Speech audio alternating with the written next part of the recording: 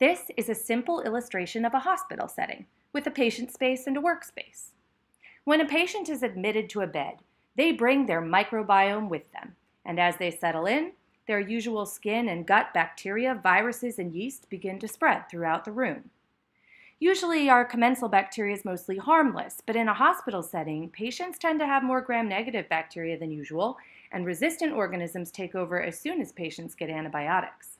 It doesn't take long, only 12 to 24 hours of usual care for most of the surfaces in a patient's room to be covered.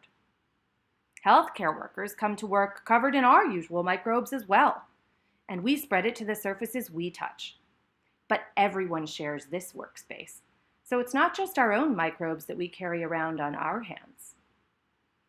In a world without hand hygiene, healthcare workers bring this mix of microbes from the workspace into the patient's room every time we enter.